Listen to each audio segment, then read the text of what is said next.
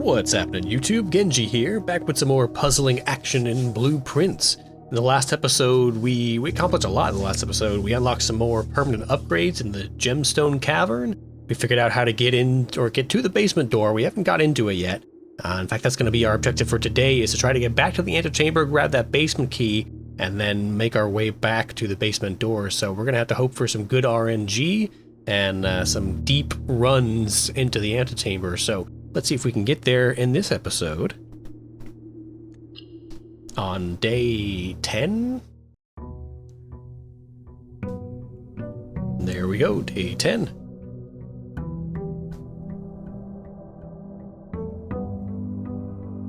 So based on all of the previous permanent upgrades being blue torches, we should have one more permanent upgrade to get. At least, or maybe more that aren't tied to that, but so we've done left start, straight start. Let's try a right start. All the way.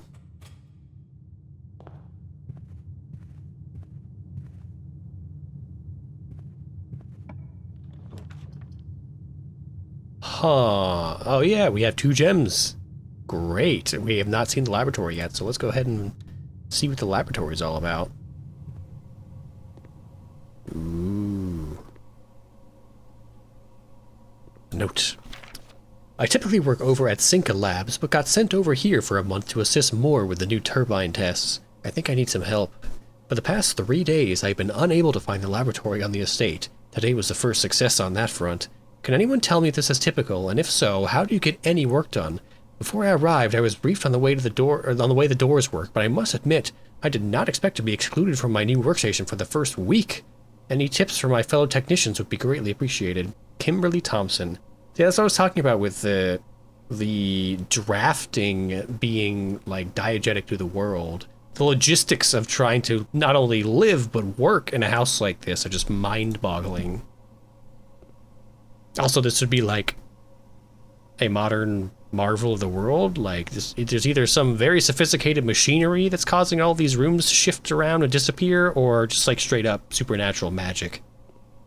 And nobody seems to be really all that perturbed by it, other than like annoyed that they have to deal with the drafting to get around the house. So we're missing some elements on the last row here. I just had to check this against an actual periodic table just to see if there was some clever replacements or things out of position that could be indicative of a puzzle clue. But this could just be the time period that this periodic table is from. Maybe these elements hadn't been discovered yet. Heating and cooling curves of water. Room temperature, complete thaw, and melting point. Test 205 at atmospheric pressure of 93 kilopascals. In Mount Holly freezer. Well, there's a freezer room. So do we need to draft a freezer room in relationship to this note? Let me take a picture of that, in case it winds up being a clue to a freezer puzzle. Alright. What else we got? I'm shocked that none of these notes have magnifying glass sections on them. This would be like the prime area to have to inspect some documents with a magnifying glass.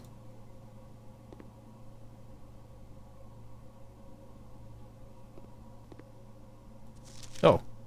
Okay, there is something with the periodic table. Geez. Gonna have to notepad this one out, but before I hop into that, where is the other picture? I don't know what to do with them yet, but I have been kind of trying to keep an eye on them, and I have noticed that there does seem to be like a set pairs of pictures that appear. They're not completely random. Like I saw the lock-clock combo in a few different rooms. Oh, there it is. Wow. Okay, so where was the other one? It was tag and stag. So again, they either rhyme or it's something to do with the with and without. So like, are you subtracting the letters from it? So like a stag minus tag leaves an S. At any rate, so we've got 1 through 10 on this box here, and we have no power. This room, yep, this is directly connected to the boiler room, so we probably need... Yep, this machine requires additional power piped in from the boiler room, so this is going to be a combo room where you have to get lucky and draft another room that works in conjunction with this room. Unfortunately. This goes to 12, so I'm not sure this is related to that. Let me get my notebook. I should have had that handy. And we'll snap a picture of this. And let's go over to the periodic table on the wall. So, 1 is PU, 2 is S, 3 is H, push, 4 is TH, 5 is RE, 6 is EU, 7 PA, 8 F, 9 is TE, 10 is RN, 11 is I, and 12 is NE. So that spells push 3, what? Push 3 Pathterine. What? Is there something wrong? If we assume that the F is supposed to be maybe a T, if 7, 8, 9 could be, if 7, 8, 9, 10 could be pattern, but with a F instead of a first T, so P-A-F-T-E-R-N would be P-A-T-T-E-R-N, so that would be push 3 pattern, but then I don't get the 11 and 12 being I-N-E. Push 3 patterning? What?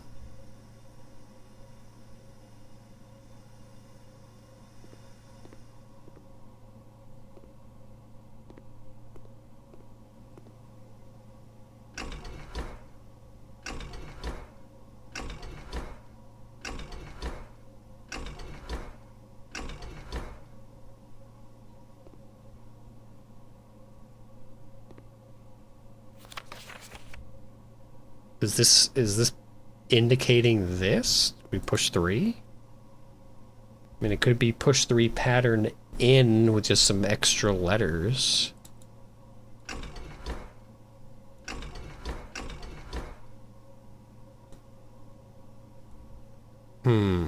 Interesting. I don't know if I've got the requisite room. Oop.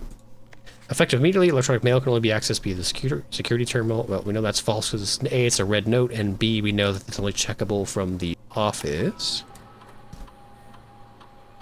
Let's see what's on the computer.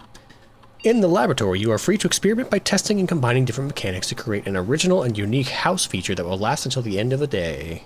Continue with the experiment. Whenever you draft a shop room... Okay, we can select A, then select B. Add a small chest in the entrance hall, set your dice to 2, or gain +1 star. While drafting, if you draw a drawing room floor plan, or when you draft a hallway from another hallway, that's awfully specific.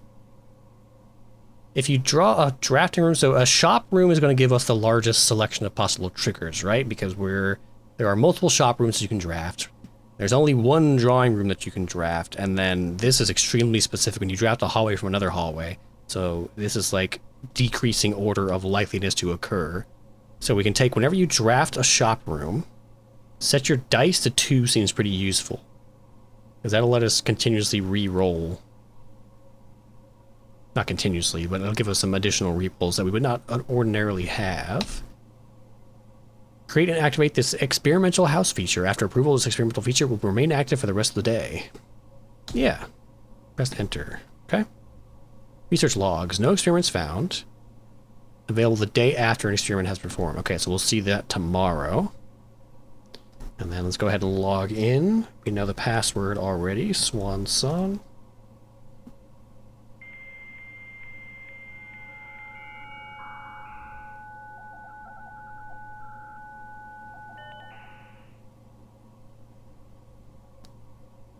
Staff services, announcements, schedule change, special orders, remote terminal access, electronic mail, data transfers. Okay, so there's nothing interesting that we can do here. I assume since every one of these computers has a floppy disk drive, that if we find upgrade disks, we can bring it to any one of these terminals. But I'm not seeing anything else that I can do in this room at the moment. So rather than spend a whole bunch of time banging my head against this puzzle that may not even be possible without the boiler room, let's go ahead and move on.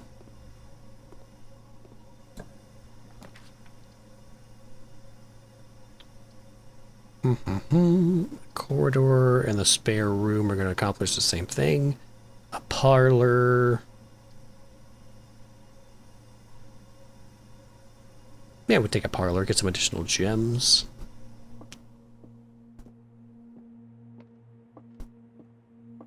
The magnifying glass, yes.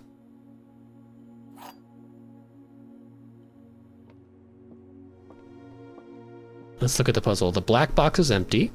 The black box is true, and the black box is black. Well, the black box is black is true. The black box is true, so that could potentially be false. There could be two trues, right? Because there's always at least one of each. The black box is empty. The black box is true, so one of these is lying. The black box is black is definitely true. If the black box is true, then the black box is in fact empty. So that would be a true, and a false. And then conversely, if the black box is true is false, that would be the black box is false, in which case the black box is empty would also be false. This being empty does not tell us which one of these two boxes has the gems in it. In fact, I'm not seeing anything that really... This has to be false, because if we eliminate this, then there's nothing that tells us which one of these two boxes the gems are in. So this has to be false.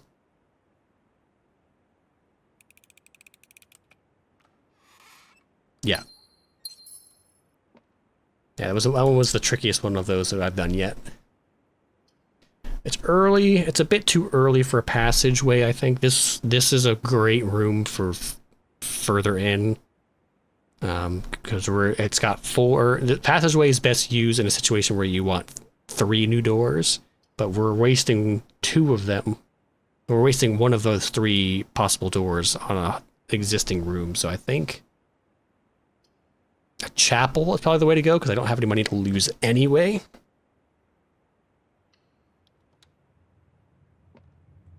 Yeah, that's the way to go.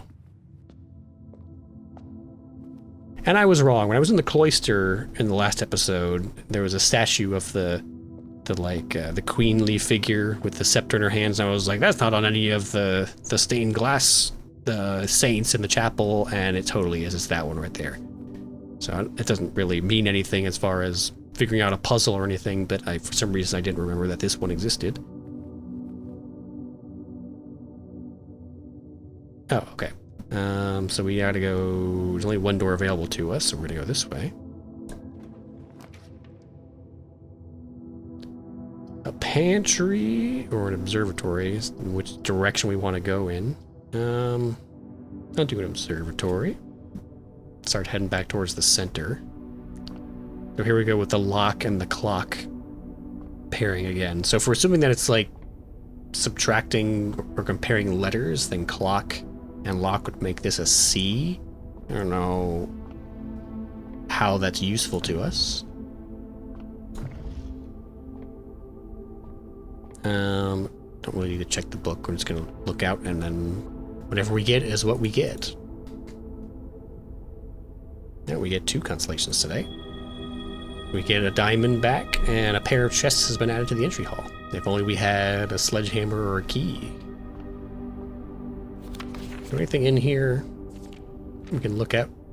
Magnifying glass.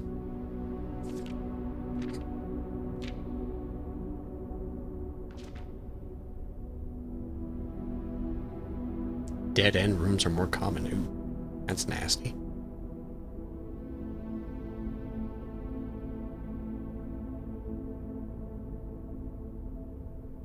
No, I don't really see anything.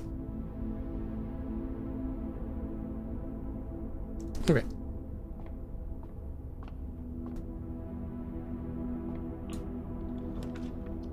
Alright, there's our commissary that gets us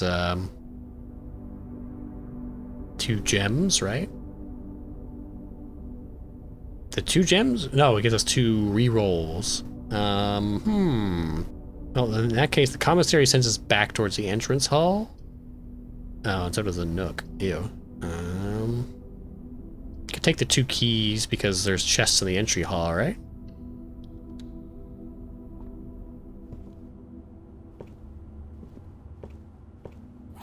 Although I would rather save those keys for getting further into the house. And further north, the Rumpus Room. We've not drafted the Rumpus Room yet, and that gives us 8 monies. Let's take that. We've got gems to spare. And this is an unexplored room. Ooh, Alzara. Alright, this is a bishop room. We still don't know what to do with that information.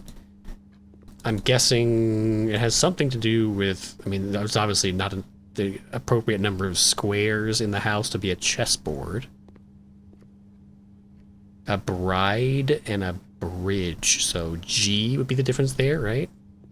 Again, no idea what to do with the letters. Or the chess pieces. Here's our money, checkers, backgammon. Can't turn on the TV. No notes or anything in here.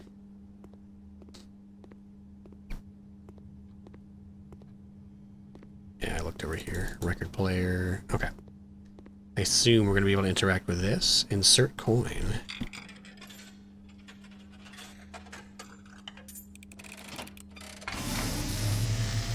Oh, great Alzara, what is my fortune? And, as it was foretold, Oh, we had a cutscene.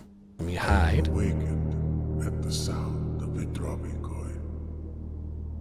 You find yourself face to face with the great Alzara. And I suspect you wish me to look into your future. The image is becoming clear.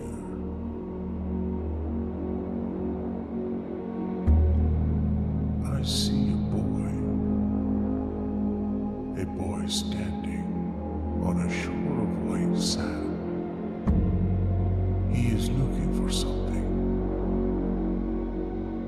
he was told he would not find. I see a black cat tied to a red flag. I hear the wind blowing, but the flag does not stir. I see a door marked by a rogue moon. A door that is always locked, yet has no key. It is the door you have been searching for, yet will not find. A lost room beyond the dark waters. What you have heard here has been foreseen by the great Alzara. Until the dawn of the following day, I will have nothing more to say. Well, damn, that was a very dramatic fortune-telling machine. First off, cool rendition of the theme music.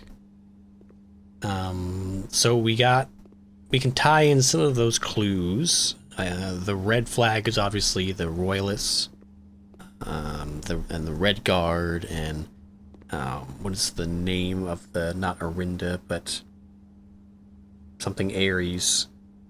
But anyway, so I'm not sure who's represented by the black cat, but they're tied to the red flag, so I assume that's somebody, a character that's stuck or tied to the royalist faction somehow. We got a door that lies over dark waters. We know that our mother was perhaps smuggled overseas when she was disappeared.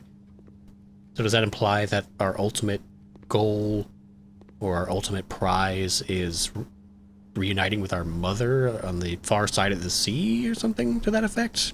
I don't know. I guess we'll have to, since he's silent until tomorrow, maybe he has more to say. We'll have to draft this room again in the future.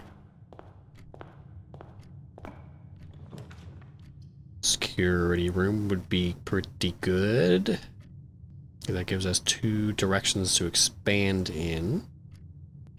I'm going to do a bedroom though. Save the gems. Reddington, we've looked at this a number of times.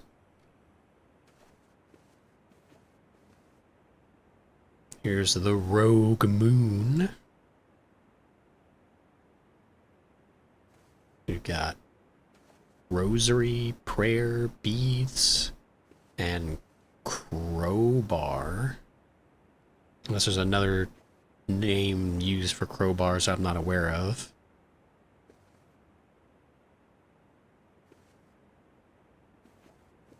But I don't see any other objects in this room, so we'll move on. A den. Yeah. Do a den. Free gem. So stare and star. So eye.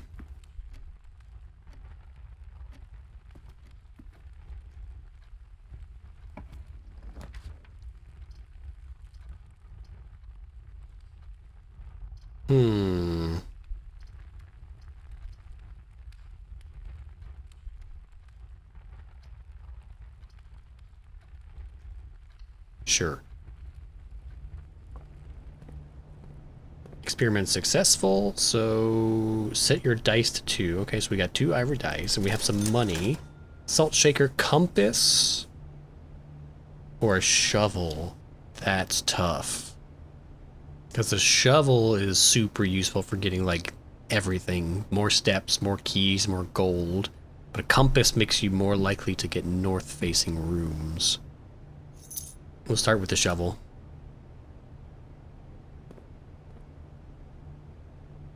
So with plain and without plan. So E.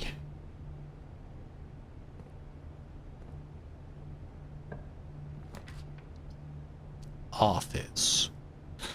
Do we need to do anything in the office?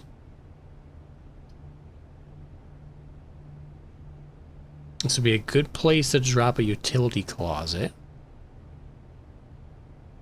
Although we only would really need the utility closet to turn off security doors. Which, I mean, it will probably be useful anyway. 2 items is also useful. But I could definitely see the security doors being obnoxious once we get to the higher ranks. I don't think there's ever any items in here. Flan and sand. I don't know about that one. Dune and I don't know. Maybe they're not all that way or follow that same pattern. Passageway, corridor. See, pantry's gonna dead end us, so let's do a corridor.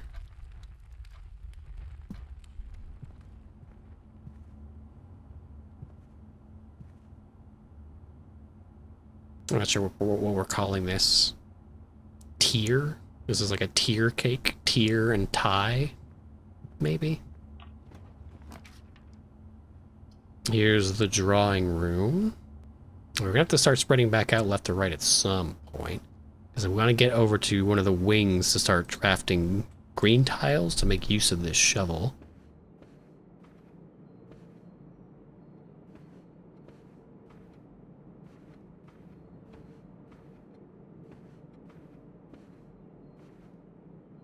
coat and cot.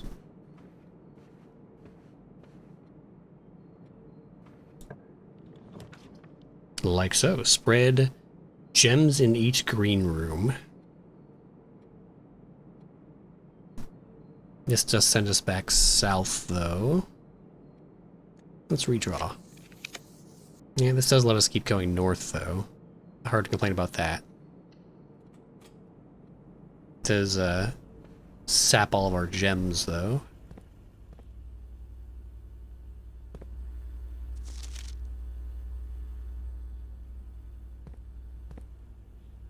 Yep, and here we go with the security door, so it's a good thing I took that breaker room.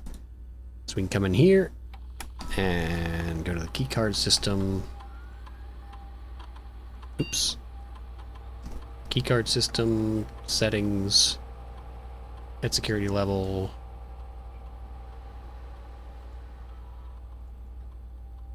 I wonder, should we do it high? You should expect to see 1 or 2 security doors with a low setting and 5 or 6 with the high setting. So if we have the ability to automatically get through every security door now, does it make sense to set it to high to potentially overwrite doors that would otherwise be locked and require a key?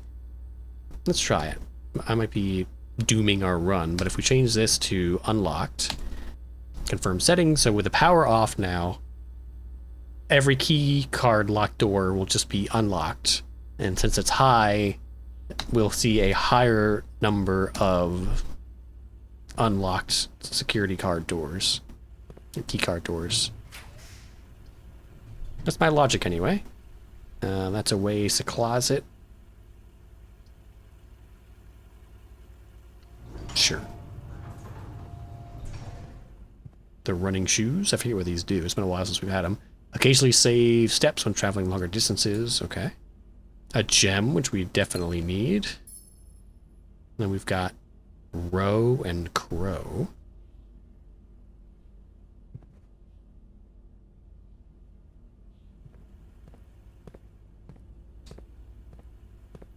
There's a knight.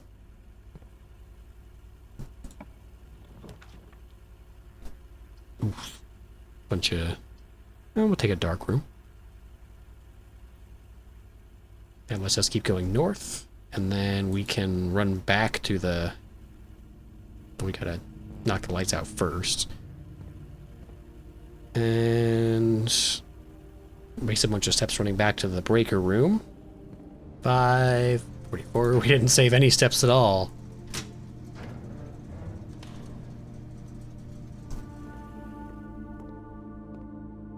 Oh, free gem.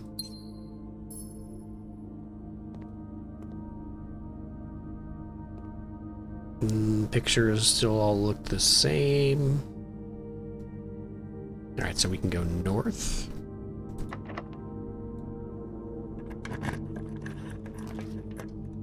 A patio.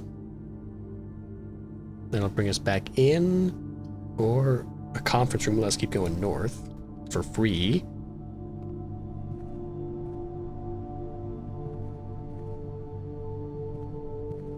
Any goodies?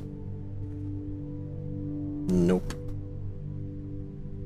So let's see. Wheat and rain.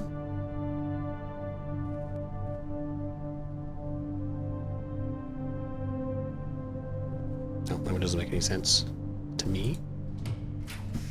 Here we go. West Wing Hall.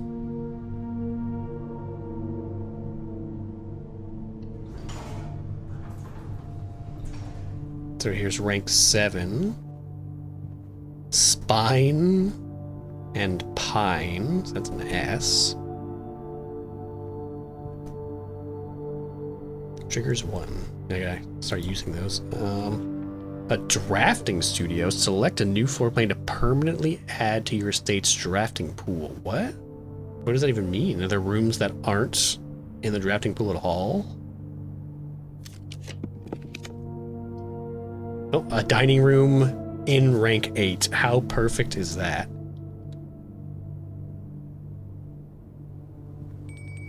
It just immediately becomes available. That's awesome.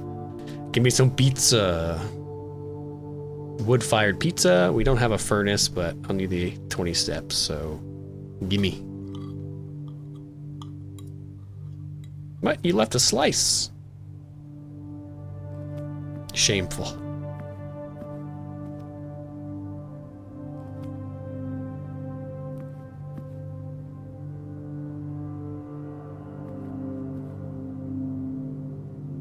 Box and stocks? I don't know.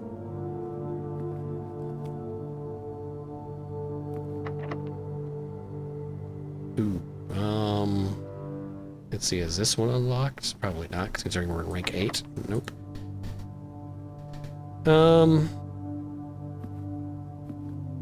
I really need a locksmith.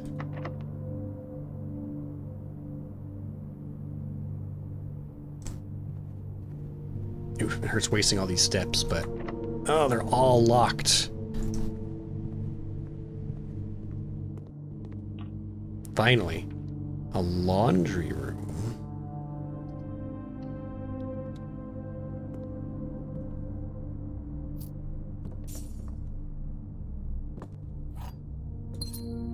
That gives us one more to play with at least.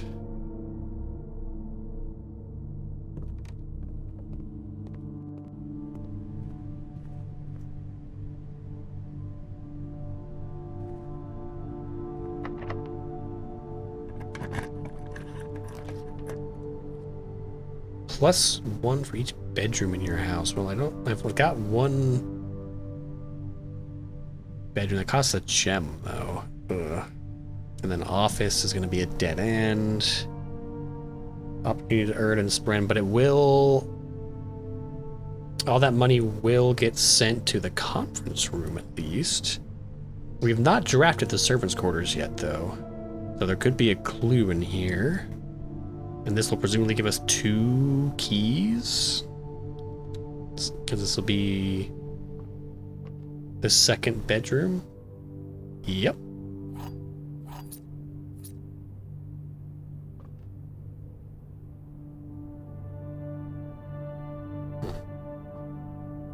Master bedroom, ladyship's chamber, guest bedroom, nursery, bunk room, and boudoir. Okay, this is the summoning bells. There are 12 major keys. So is this the... In the dark room, there's a picture of a guy holding a note that you need the magnifying glass to read that says, green notes in such and such's bedroom are always false.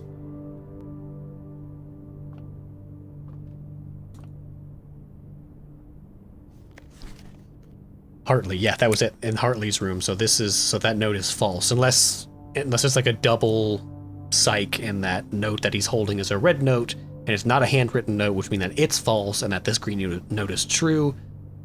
I don't know, Hartley. I know we spoke often of this day, and I don't think there's anything I can say of the past 40 years that I haven't already attempted to tell you in numerous times in the past. Half-stated gratitude always interrupted with tactful and polite repudiations from you. I'd always known this final letter could give me the perfect opportunity to finally express myself uninterrupted by you and unfettered by social graces, but I don't feel inclination to say aloud what has always been unsaid between us. With my passing, I release you from your post and service to the Sinclair family, and implore you to live the remainder of your years on your own terms, as scary and unfamiliar of a concept as that may be to you. Besides, I think a more junior valet would be better suited to meet the needs of a young Master Simon. To that end, if you wish, you may stay on as long enough to oversee the training and establishment of your successor in their post. But as soon as he or she has the lay of the land, my instructions for you to quit must be satisfied. Ignoring what I imagine your objections might be after reading this, I've decided to leave the lake house in Trinsale to you and your family. My lawyers will have all the details of the gifts and will be contacting you shortly about the particulars.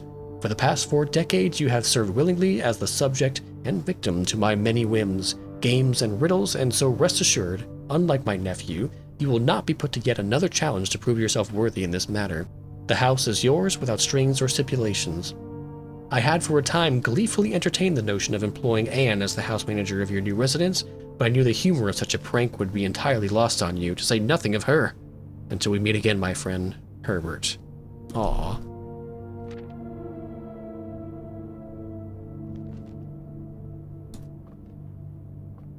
one last grateful gesture to his lifelong servant. Oh, I didn't even see that down there. I just randomly clicked on the bucket. Mr. Rota. Mr. Babbage has told me that you will be overseeing network maintenance over the next few weeks while I will be gone, and I apologize in advance for the extra workload. I believe I will be back in Reddington by the middle of February, but even that is not a certainty. Either way, I do not anticipate there will be any major issues while I am gone, as the difficulties we were having last month with the terminal connection seems to be resolved. If there is an emergency and you find yourself having to enter the central server site, I have set you up with a temporary admin key that will allow you access to the network administrator controls. Admin key. First 4 letters of your last name, followed by first initial. The first and 5th characters should be capitalized. If you have any questions, please let me know in the next few days before my departure. Randolph. Huh. So this is admin key to the network. First 4 letters of your last name. So is Rhoda, I would assume is his last name, Mr. Rhoda. U-O-T-A. Followed by first initial.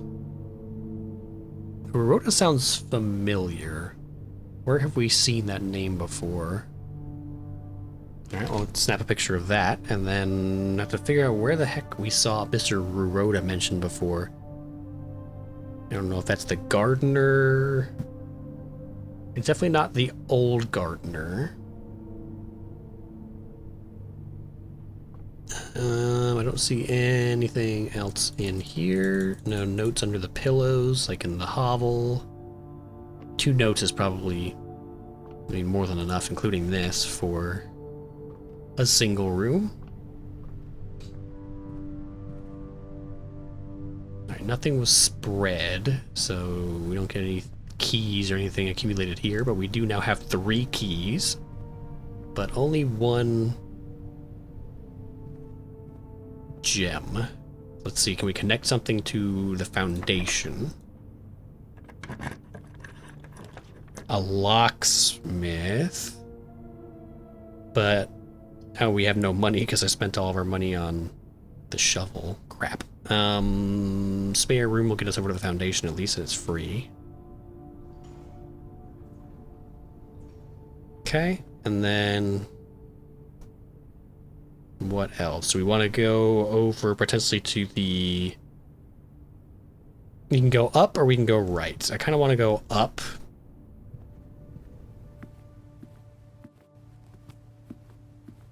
So let's unlock this door and get into rank 9. Vault! Plus 40! Bruh.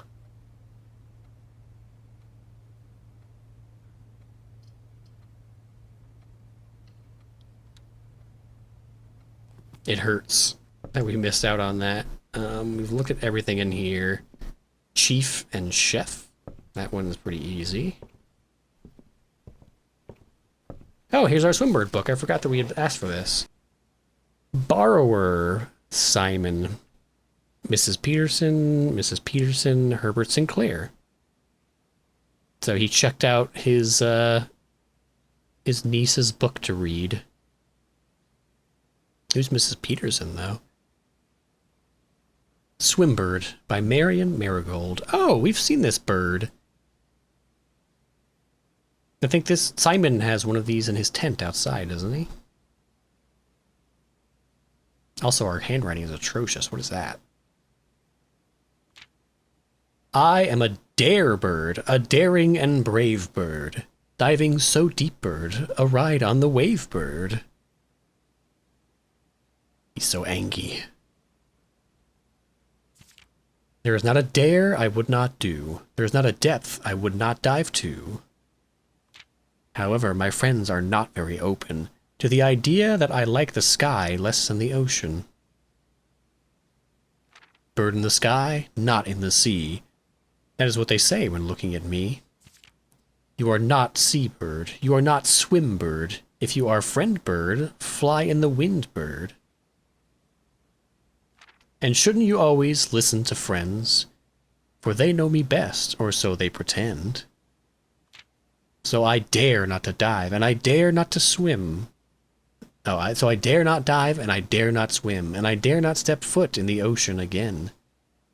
And I dare not smile, and I dare not laugh, for they will do it for me and on my behalf. And I dare not dream, and I dare not speak, for maybe my friends won't like the real me. And I will say goodbye to my dreams and the sea, and wonder why daring feels just like defeat. But, I didn't see anything in here that really, need the magnifying glass to investigate.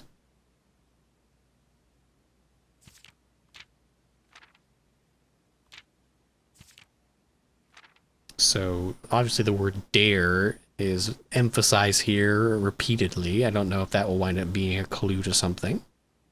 The overall story is perhaps her or our mother's desire to abdicate from the royalists, right, and cross the sea.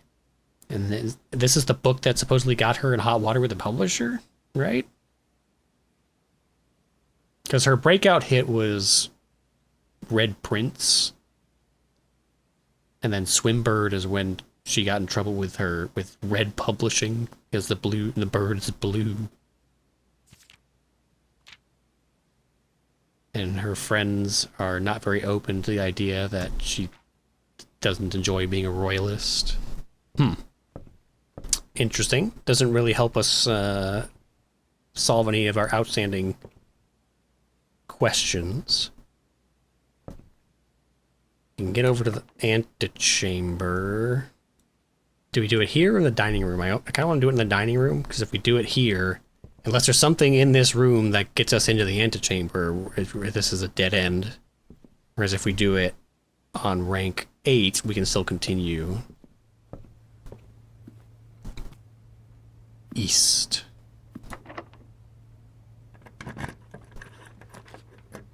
Showroom, luxury items for sale, pool, or a wine cellar, +3 gems. Adds locker room, sauna, and pump room to today's draft pool. Well, we know if we want to drain the fountain again, we have to draft the pool.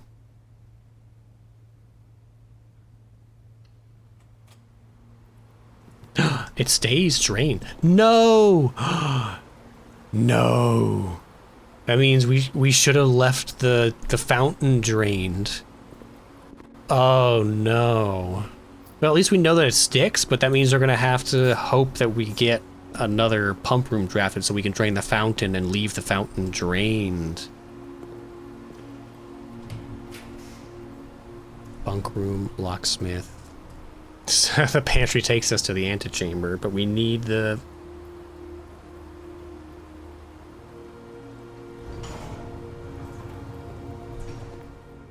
Give me steps, give me money, get me into the antechamber. So we've got the path to the antechamber. The battle's half won. We need to get the pump room again, and we need to open the antechamber. So let's see where we can do that. So we can see if any of the foundation rooms are unlocked. Or doors even. We still don't know how to get that thing down. And this was the security lock, so that we kind of got screwed in that one. Ooh, shovel. Nail. Coin, okay. Turnip. Huge.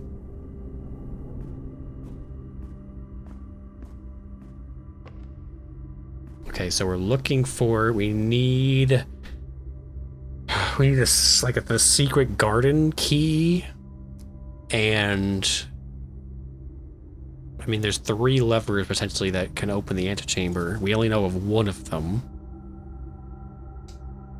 And the only way we've done it so far is through the secret garden, so we have to hopefully get a secret garden key and a pump room. Don't have any gems, so we gotta go with boudoir. No! Give me a key.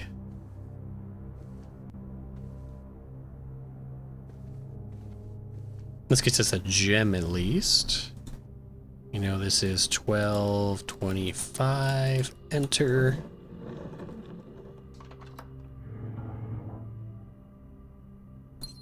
Our options are getting slim. Paint and plain?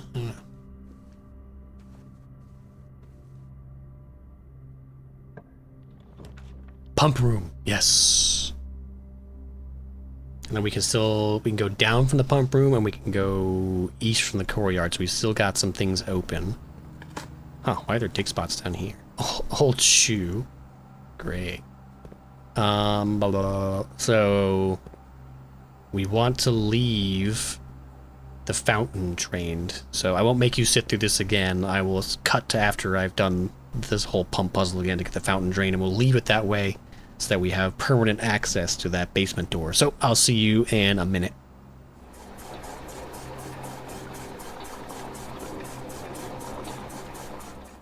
Okay, fountain is drained and it will stay that way.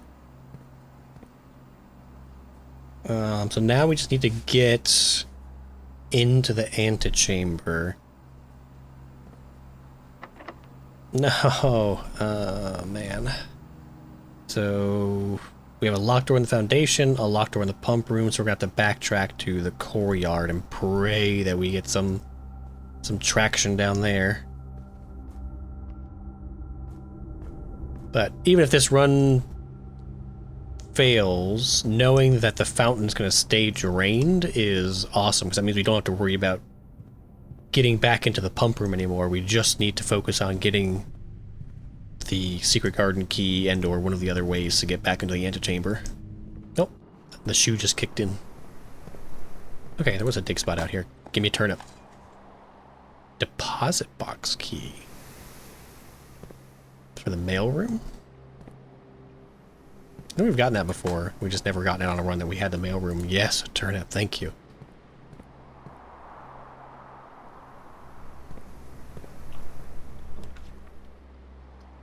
Spread keys throughout the house. No, we're gonna take that because we know the keys are all gonna get consolidated in the conference room. Now we're going to run back to the conference room.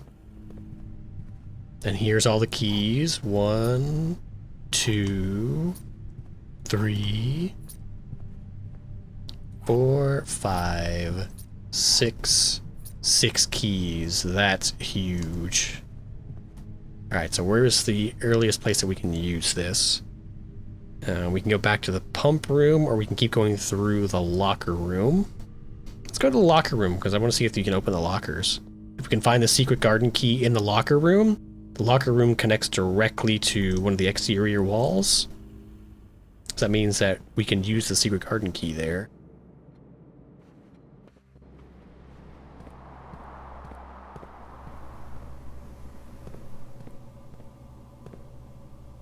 Oh, but we can't though, because you don't use it on a locked door. Shite.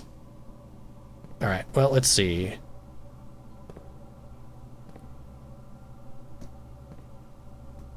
Are any of the lockers open?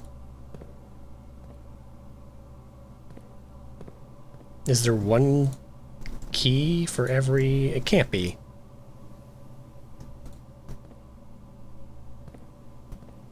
Because there's like way more than 6 locks, 6 locked lockers here. Let's see, 1, 2, 3. I'll save at least 3.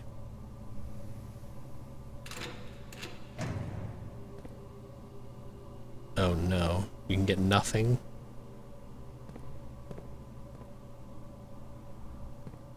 Never mind.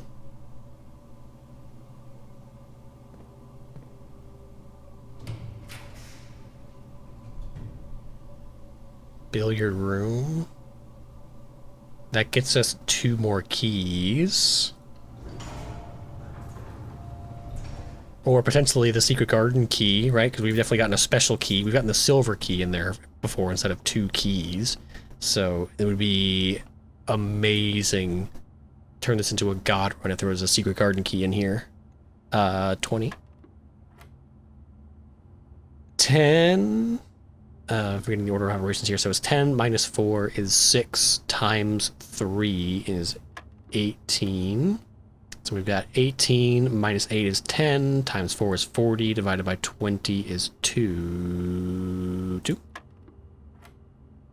20 and 3 is 23 minus 13 is 10 times 2 is 20 divided by 4 is 5.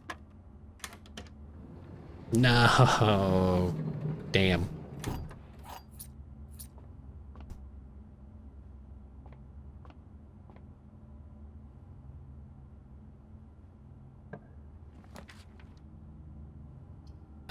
See, the problem is we have no gems.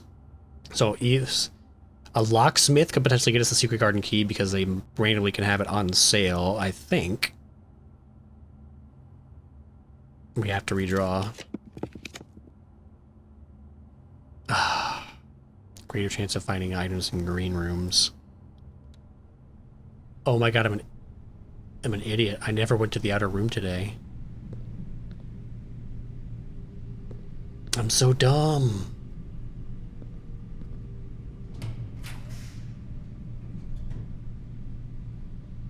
Code check? I guess we could code check the shovel. We need a code check on the next day to get the shovel back out again. Or a guest bedroom for plus 10 steps, which we kind of need. Yeah, so we still have 7 keys because we still have some more doors we can open. We go back to the foundation and try some more rooms up here. So let's do the guest bedroom.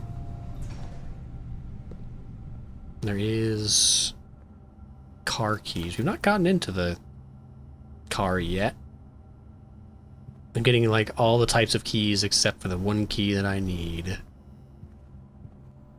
Yeah. Okay, and then we've got one here.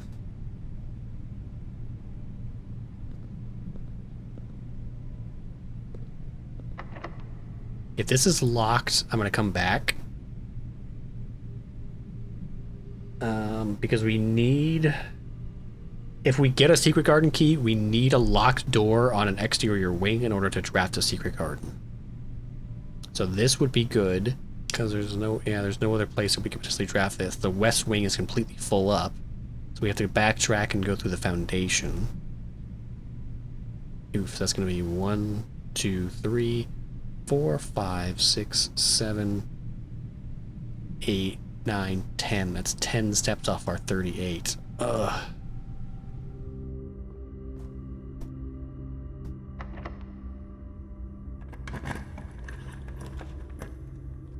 Archives, sauna. We have to take archives. That sucks.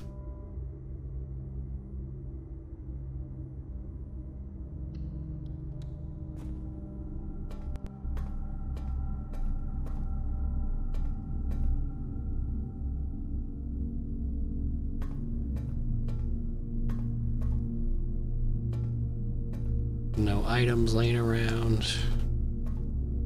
Nope. Damn.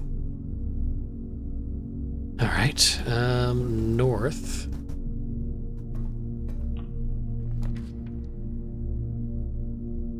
Boiler room. What's archived?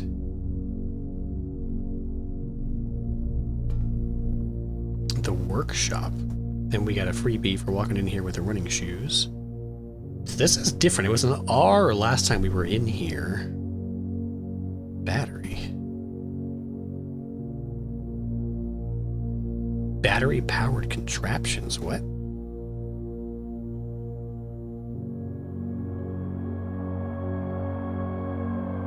Battery pack plus shovel.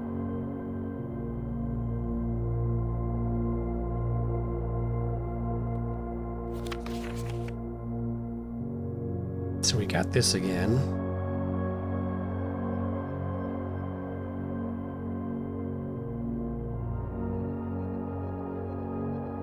Sharps.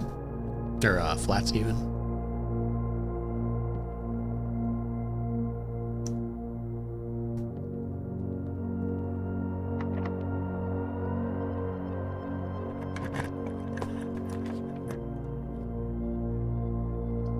Damn.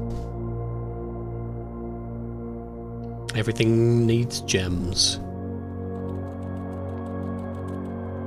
Hamster. And there's 2 gems.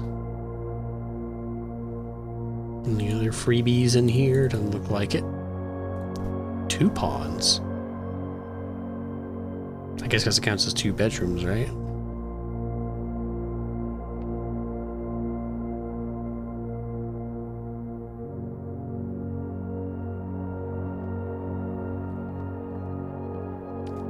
Now, does it say what we're making before we make it? Or do we have to just like...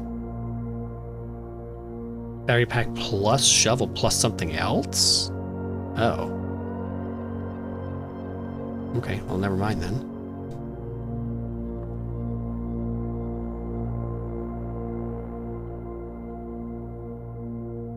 Crown and crow. Well, that would be an N, right? Crown and crow. Subtract crow from crown, you get N. Is that what this is supposed to be telling us? That's the... I don't know what the N is, what the N signifies.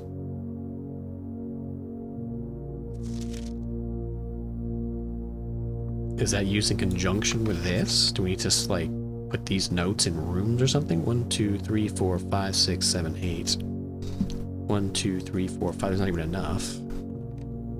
I don't know. It will have to be explained.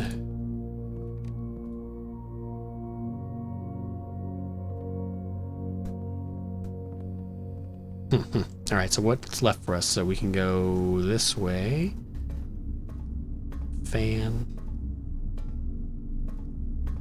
Flan. That's L.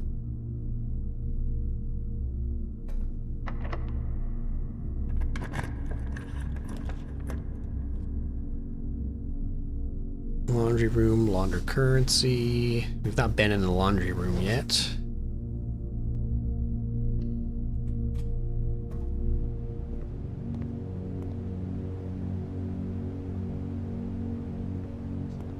Plane and pane? A window pane?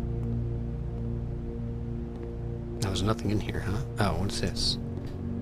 Laundry services. Spin cycle. Swap gems for coins. Swap keys for gems and keys for coins.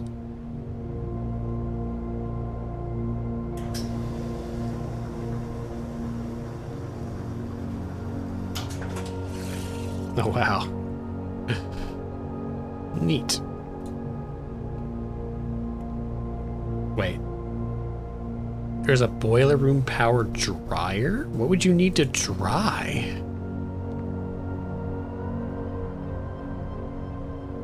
Unfortunately, the only door... We've got the library door and the gymnasium door.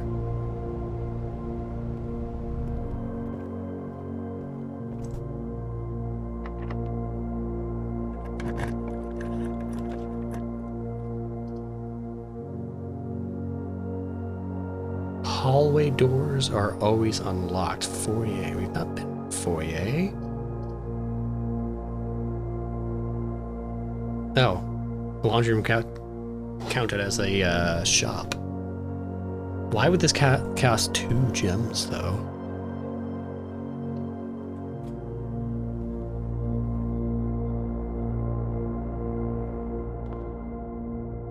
Lord William Epsom. Baron. Oh, I guess this is... We get everybody's names. So I guess let me take a picture of this. We know all these people are going to be on the family tree in the root cellar, right? Major Nicholas Key the Fourth.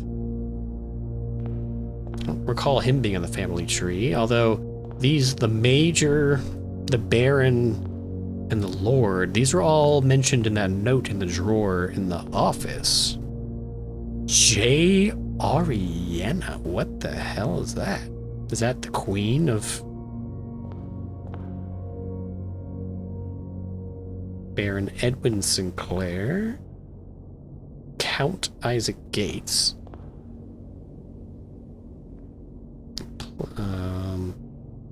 Lantern and flight. Light and flight.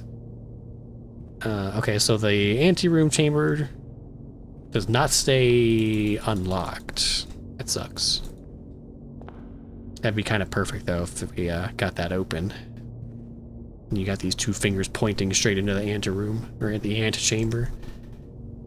Oh crap. The gymnasium is our last hope, and I'm not holding my breath. I don't know what a single room is going to do to get us into the antechamber.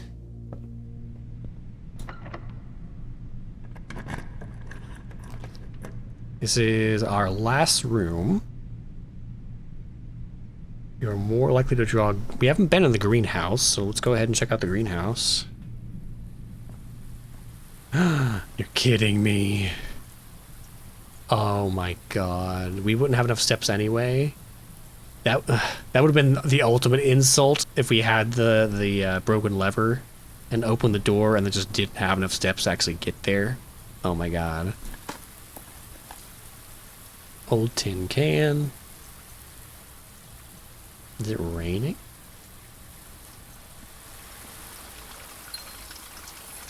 What? Gems? The sledgehammer. Oh, another music. Trees found inside will never shade. The gems that shine in night and rain. The clue you hold cannot be paid with gems nor coins, so toss away. These sheets you find a worthy trade. So sheets is bolded, and we have the number 5 here. And we have the notes is red, the message is not. So we have to combine sheet music and then read the notes out. But I don't know how you would spell anything with that, because you'd only have A, B, C, D, E, F, G.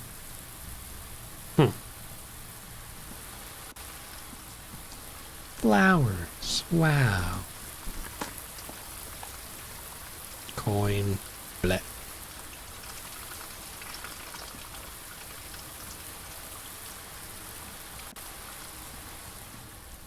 Okay, that can totally be knocked down, right? We have the sledgehammer.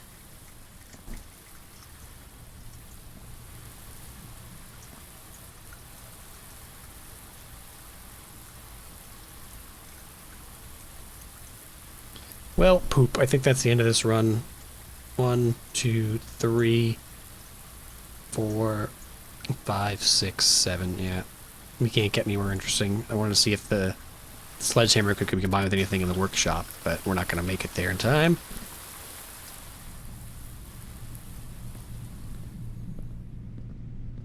Oh yeah, I forgot we lose more going through the the basketball room. Alright. Well, I guess let's use some keys. We've got 2 more keys. Useless.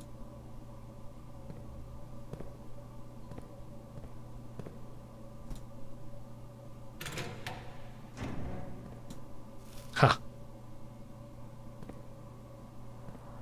Okay, well, we're gonna call it a day. And yeah. Hope for better luck in the next run.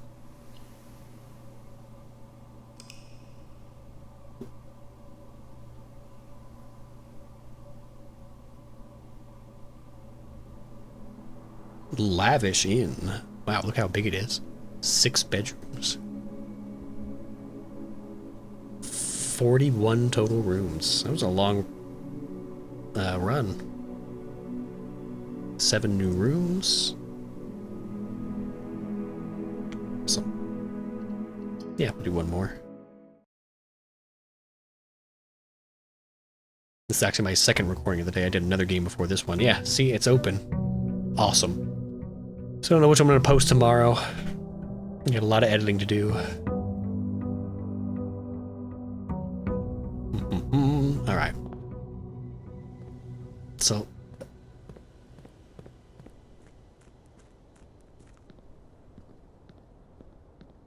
gonna run over to the outer room since we forgot to do it last time. I wonder how big of a difference that would have made.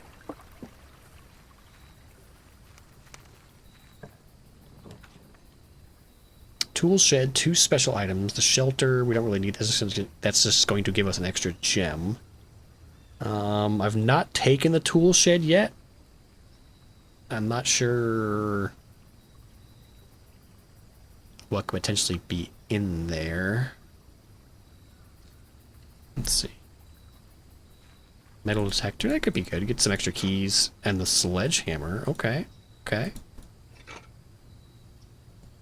Perhaps I was too hasty in my judgment. Any notes? Nope. And no other active effects carried over from yesterday. Okay, now we can get back in. Damn, it does cost you 5 steps to get over there, though.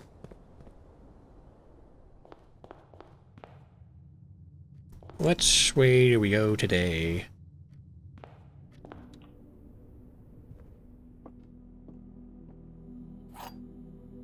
No extra items. Boo.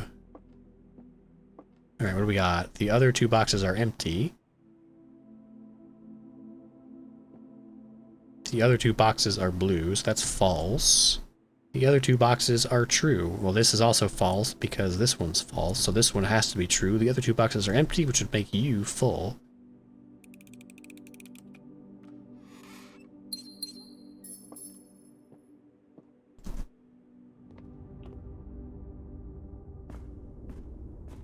Oh, poop.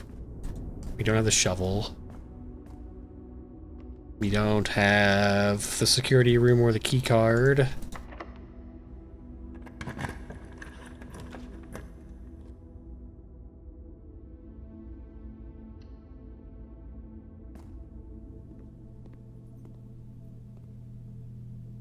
No freebies. 8 for a special key. Or 12 for 3 keys. 5 for 1 key. Man. Ugh. We needed 3 more to get a special key that could be the secret garden key. But we're also completely out of keys. And we've got... Well, we've got plenty of open doors, so what we're really lacking is steps at the moment, because now we have to run all the way back. We'll keep this in mind. Drafting studio. Select a new floor plan to permanently add to your state's drafting pool. See, let's take that, because we haven't been in there, and I want to see what the heck that means. Like, what's the use of that? A very detailed paper model of a safe. Okay. Is this a room that I'm supposed to be familiar with?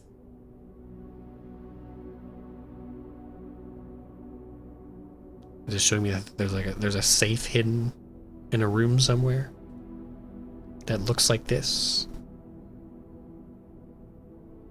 Like this looks like the drafting. Maybe not. The Great Hall, partitioning plan for Tuesday, November 17th.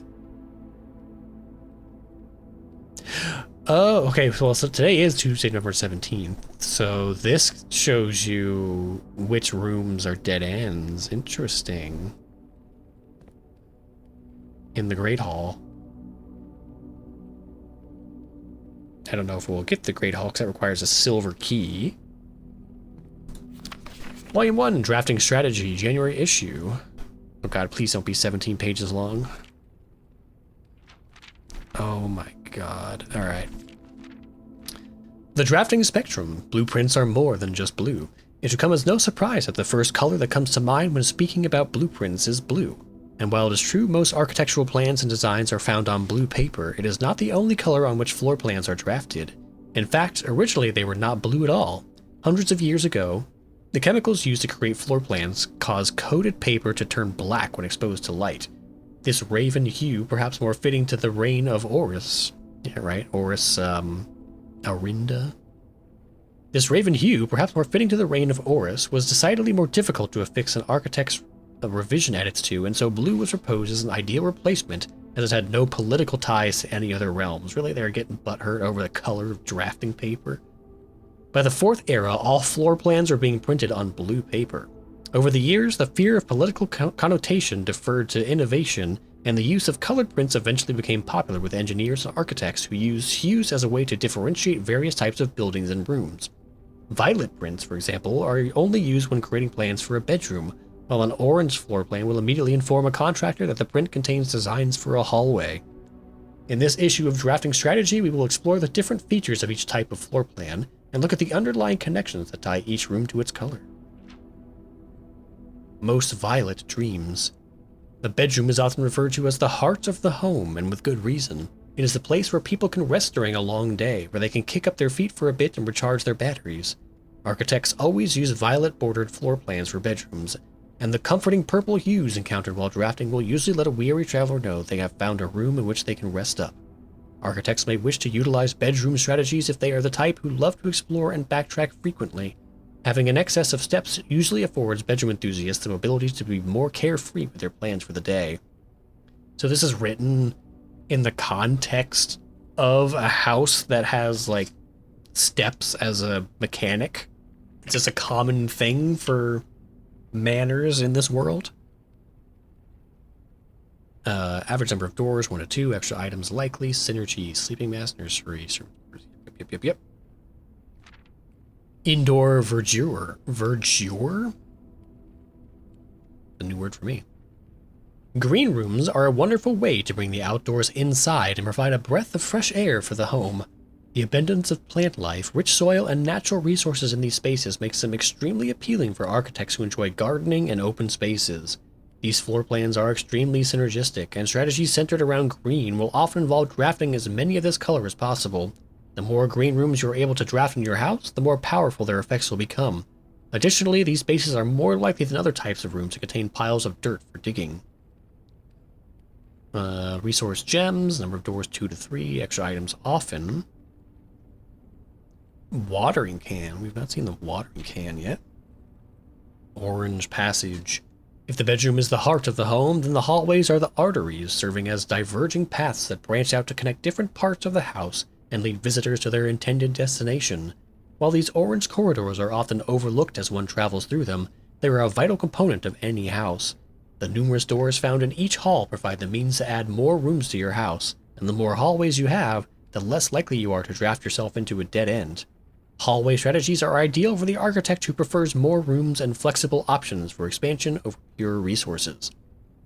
Associated resource keys, 3 to 4 doors, rarely have extra items. Golden trim. Shops are an essential part of any large estate, providing a convenient place for the staff and residents to purchase items without having to leave the property. Including at least one of these floor plans in your house will provide you with an outlet for any coins that are found during the day. Strategies that involve generating lots of gold will usually want to draft multiple shop rooms to expand the range of shopping opportunities. These floor plans are bordered with shades of gold, enhancing the sense of luxury and refinement in the shopping experience. Whether it's a quick snack or a high-end fashion item, having a well-placed shop within the estate can greatly enhance the quality of life for the entire household. Extra items? Never for free. Coupon book. Well, we know about the vault now. Negative space. Red rooms are a daring addition to any home, providing a small element of danger that can excite and thrill both residents and visitors. While these rooms come with a certain level of risk, they also offer the potential for substantial returns, as they provide as many doors as they do opportunities. Architects who are willing to take the plunge and draft a red room are often rewarded with a unique and striking space that leaves a lasting impression on those who enter. Just like in life, taking risks can be intimidating, but those who dare to venture outside their comfort zone can reap the greatest rewards. Associated resource vexation. Amazing. This is the chapel.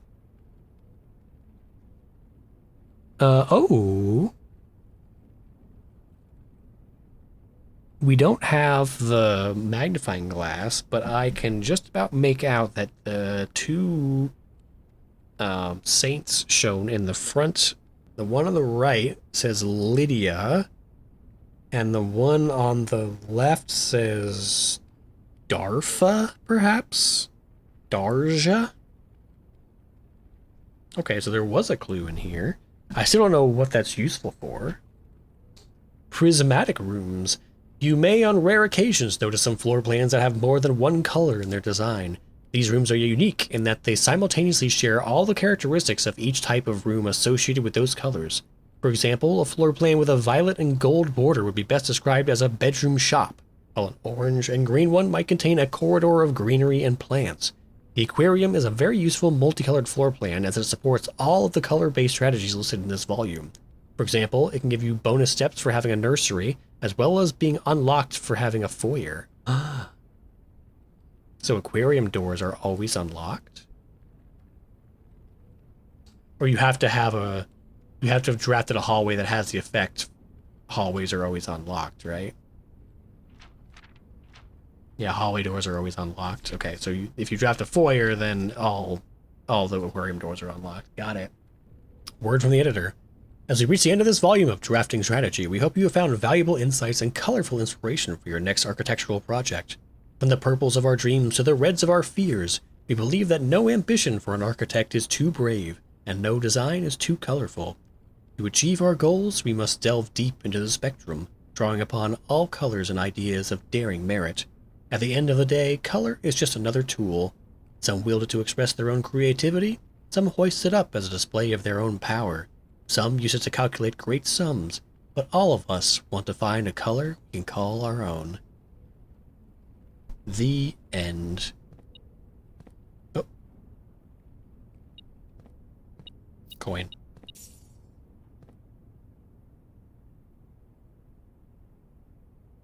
That's the conference room.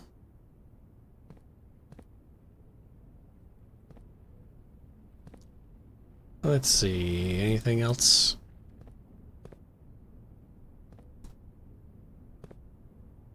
What's these? Potential new floor plans. In the drafting studio, you will be able to choose a brand new floor plan to permanently add to your draft pool. Permanent changes do not reset each day. A dovecote. Is that how you pronounce that? Dovecote? Dovecote? Dovecote? Whenever you draw dovecote while drafting, you may rotate floor plans. So it's a two-door corner room, essentially, that you can rotate to connect any two corners. It's pretty useful. A casino, games of chance. Huh. That could be dangerous. And then clock tower. Tomorrow you will start with one key for each time for each tomorrow room you draft today. I could potentially, like, clock tower is the classic setting for puzzles. So I could definitely see the clock tower either being directly involved in a puzzle, like there's a puzzle in the clock tower, or there's something in the clock tower that it provides a clue to a puzzle somewhere else in the house. But I'm gonna take the dovecote.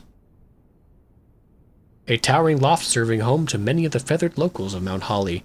As a devout birdwatcher and amateur ornithologist, Mary had petitioned her uncle for years for this to be built on the estate. The Mount Holly Casino offers an intimate and exciting setting for wagers of any scale, and guests may be surprised to discover how much strategy is involved in the games featured here. A buy-in of 2 gems, ooh, so not coins, is required for admittance into this exclusive room. Yeah, no drafting cost, 2 gem drafting cost. Access to Mount Holly's clock tower has always been heavily restricted. Time is sacred, and any tampering of the estate's governing timepiece has never been risked. Why is time is sacred, like, super bolded?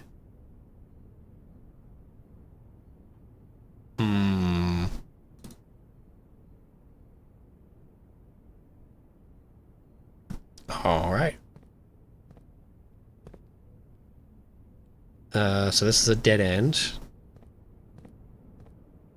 Heh. Yeah, we figured this out from the emails.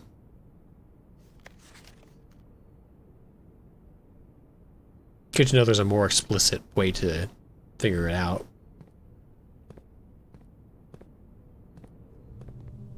So, special key, cross our fingers, we get secret garden key.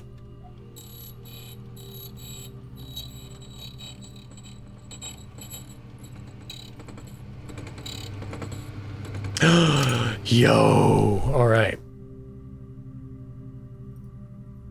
So now we need a locked door.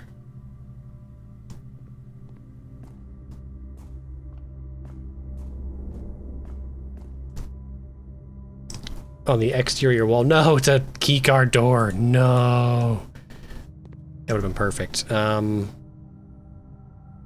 we have no keys. Crap. So we could have gone foundation, drafted something here, and then used the key here. So we have to go south from the pantry. We're going to be so tight on steps.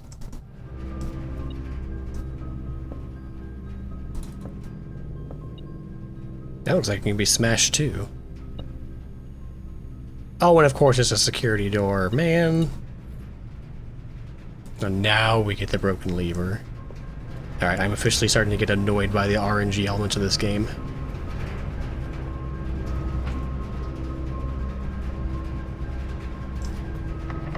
Special keys. Secret garden key. It's gonna happen. We're gonna get the... there's an apple out here at least. We're gonna get the antechamber open, then we're not gonna have steps to get over there. We're gonna get memed. Oh, it's already open.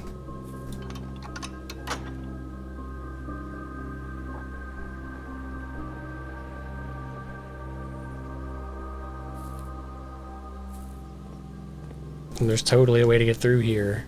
Or there's a thing behind there.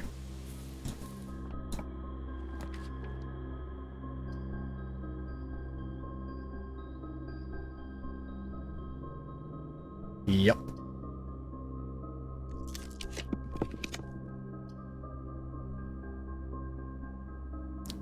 Gain 5 steps. Have we been in the nursery? I think it's the first time we've actually drafted the nursery. One of the few rooms you vividly remember from your visits here in your youth. Though even at that time you remember feeling a little old for the activities provided here, the twin cribs found in this room might suggest that at one point in time there had been some hopeful expectations of a sudden growth of the family tree.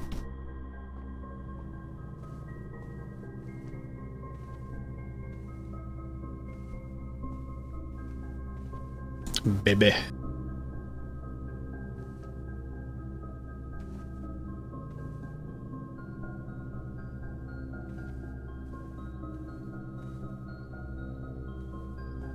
Another gem. Here's the Red Prince. Another book by our mother. There was a red prince who sat on a red throne. He had a red crown made of rubies and a red castle made of stone.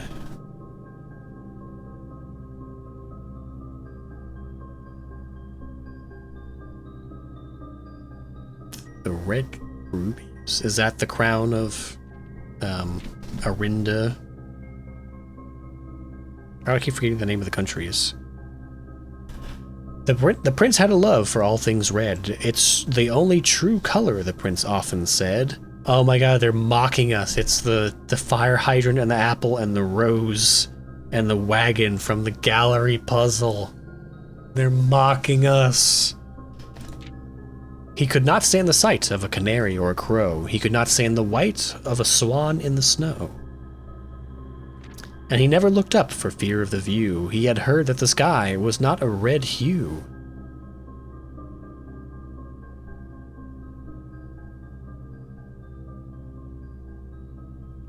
So he always had a book to turn his eyes down, if he was ever outside when the clouds weren't around. And do you know which book the prince always had? The one that made him happy whenever he was sad?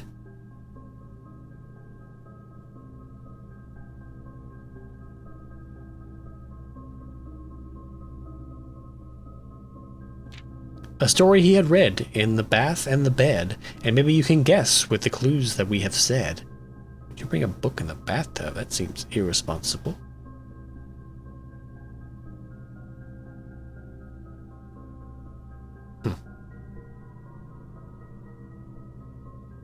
It was a story of a boy who also wore red, and he looked like our prince from his toes to his head.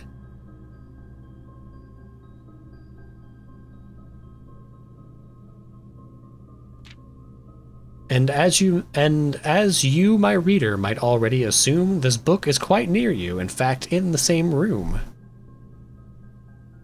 The prince had a love for all things red. It's the only true color, the prince often said. Bookception. A story about you, if it needs to be said, about a red prince and his book, the red book we just read. Yeah, it is bookception, because this book also contains this picture of him holding the book, which contains a picture of him holding the book. Well, that doesn't help us from our doomed predicament, but that is interesting. Are we the Red Prince? Then who's the blueprints? The titular blueprints.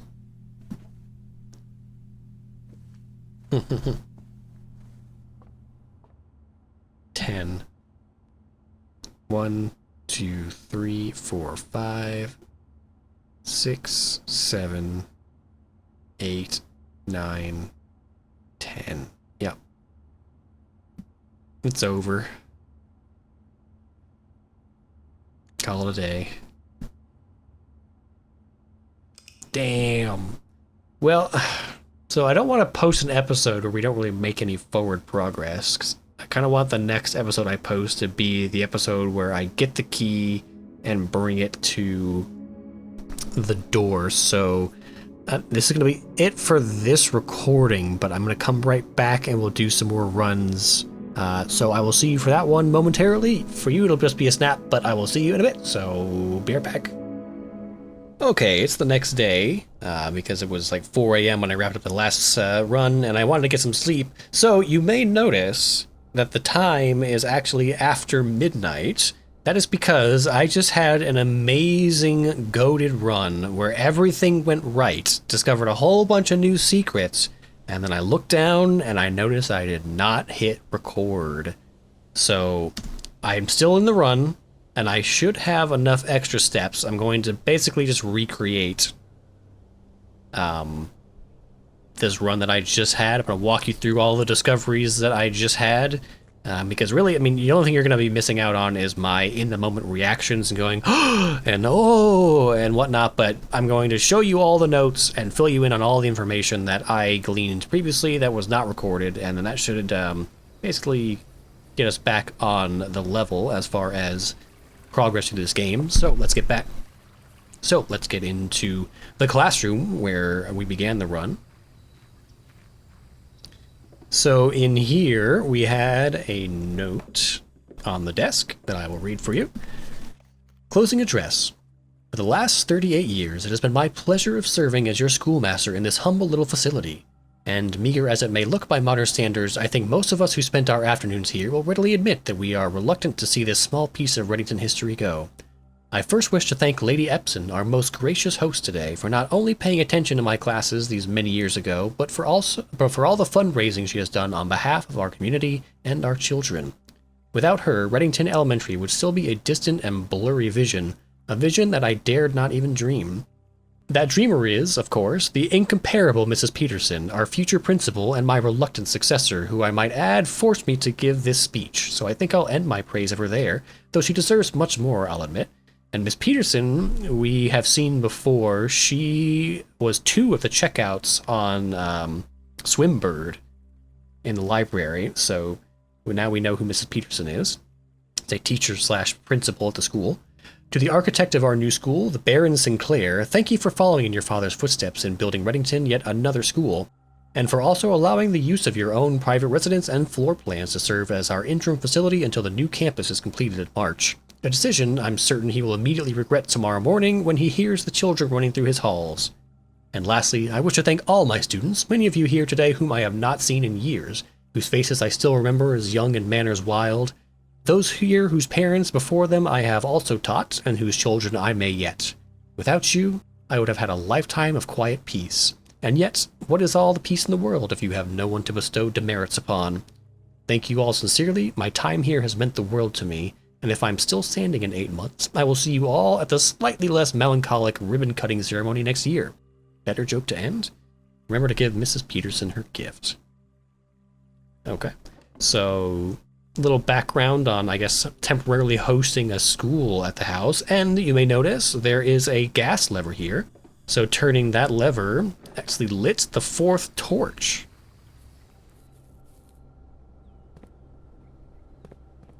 And as you see, lighting all 4 torches cause an elevator to rise up from the pedestal. So let's go ahead and write that down. Man, I hope enough steps to retrace all this.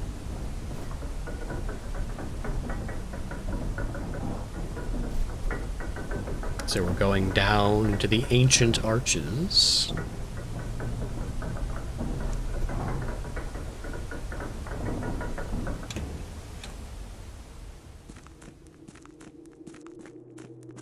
The precipice. So in here we have a note. Scripps and Rutford Mining Company, Excavation Department, date 7/2/1915, so 70 years before the start of the chronology of the game, which is in 1993. As our client Thomas Sinclair suspected, the arches that were visible from the south cliff were part of a much longer arcade carved into the rock face. Last week, when our crew first arrived, only 2 supporting pillars were visible, but after only a few days of clearing vines, moss, and dirt, we have uncovered a dozen more. Our exploration so far has been limited and entirely superficial, as every shaft we have surveyed has ended abruptly and every promising path leading deeper into the mountain has been blocked by tunnels packed tight with soil, rock, and debris. This site is either much older than we had first assumed, or someone deliberately had these chambers buried.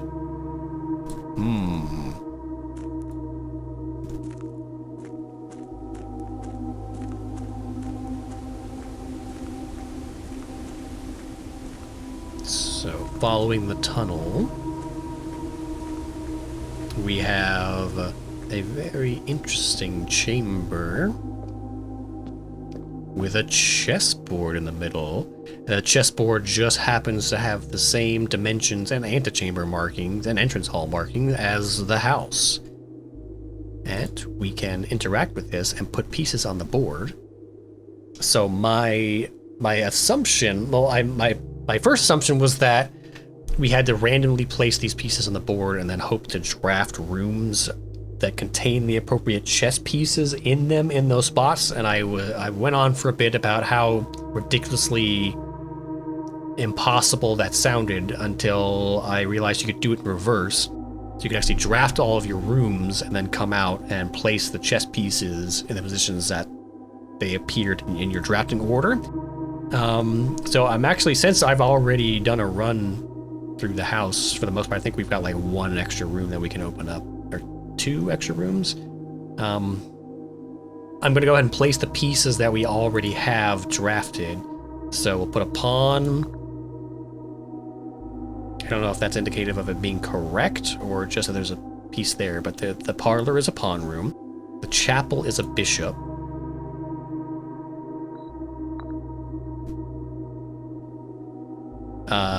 Knight is going to be... Which room has a knight in it?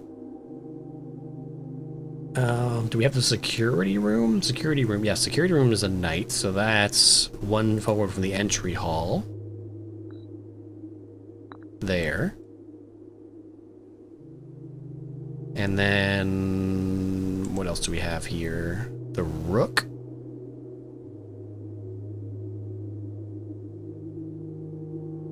Queen and the king. The queen, we did find... Oops, we did find a queen room in the study. The study is a queen room. Oops, I forgot to take note of where it was. Study is 1, 2, 3, 4, rank 5 center. Rank 5 center. Unfortunately, I did not get to draft an office. The office is the only room I think of that I've seen as a king room. And then a rook. Is I want to say the nook is a rook. Have I drafted a nook? I have. It's in rank 8, row 2. So I need to get an office. Yeah, so we'll leave that piece off for now. So we're so close to solving that. But we're going to leave that for now, and we'll explore the rest of this.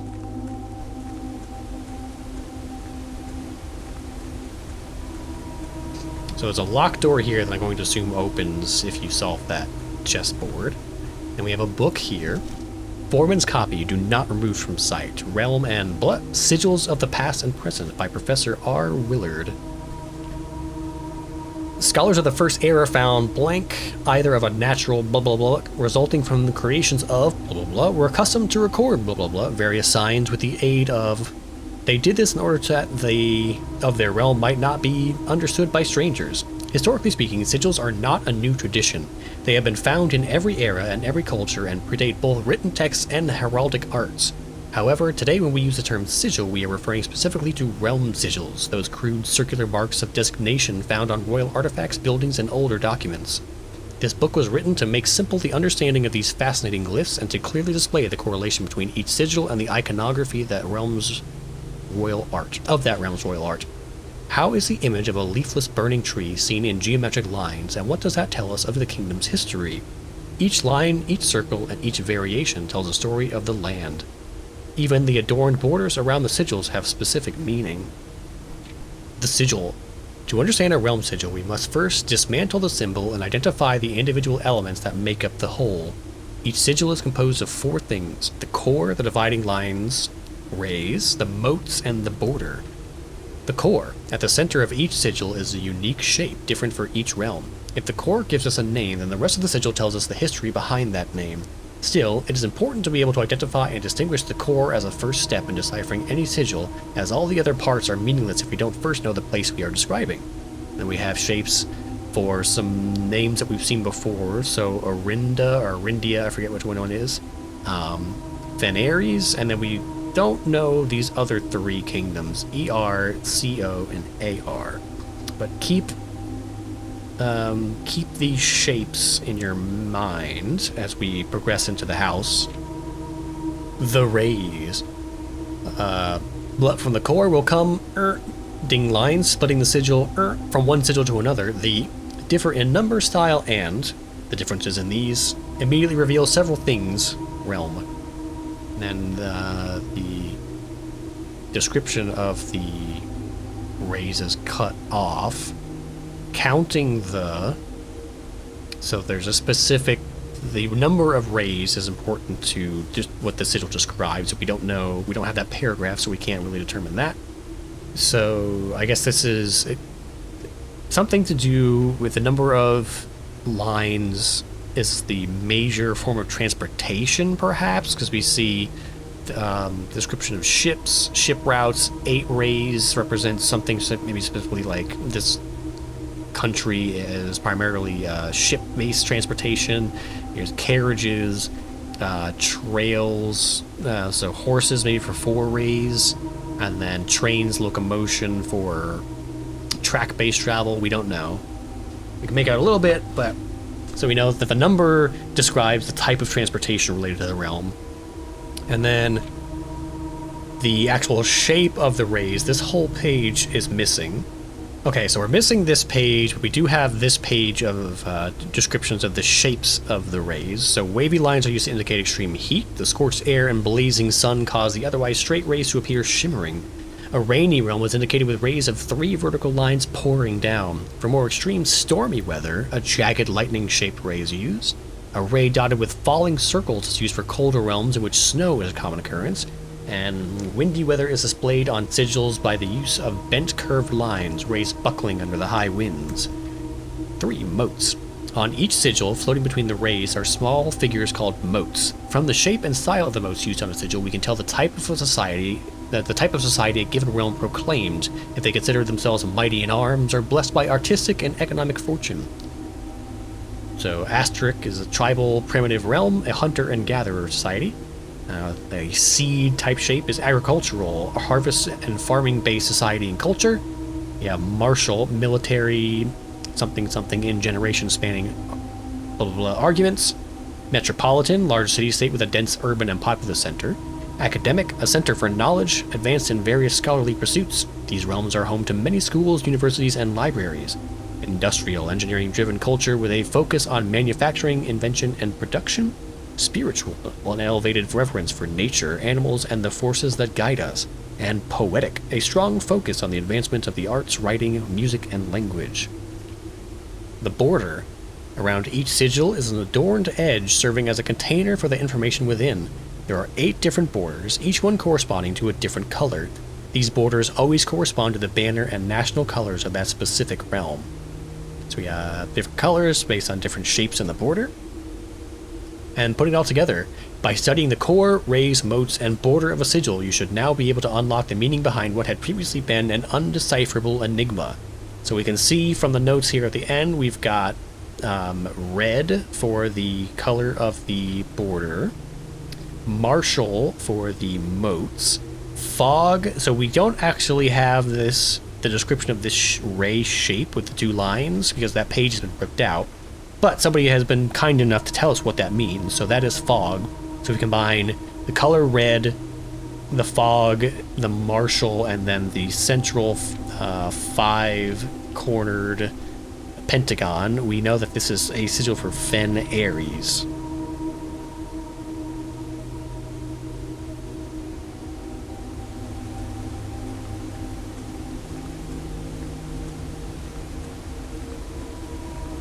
So this is the first sigil we've seen up to this point. So we have information for deciphering a future puzzle that we may encounter, but right now, this information is all brand new to us and hinting at something deeper and more historical going on both around and beneath the estate.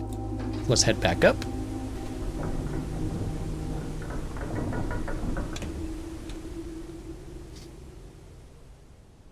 Okay, so once I got into the house, just quickly before we advance to our next lore location, so it was mostly a straight shot this run. I'm so upset that it did not get recorded, so I started going to the West Wing. I drafted this attic for the first time ever. The attic has 8 items in it, and one of those 8 items was the secret garden key. So backing out of there, I was able to progress straight up the West Wing and was able to draft the secret garden, got the antechamber opened up, and then 3 rooms later was able to get into the antechamber, grab the basement key, run back outside. So I'm not going to run all the way in there and back out again because I've only got 32 steps left. So we'll just go straight into the basement.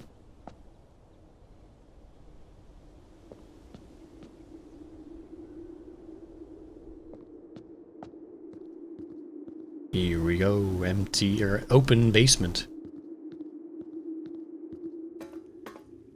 Ooh, we have an underground lake. Unfortunately, I can't get to this boat.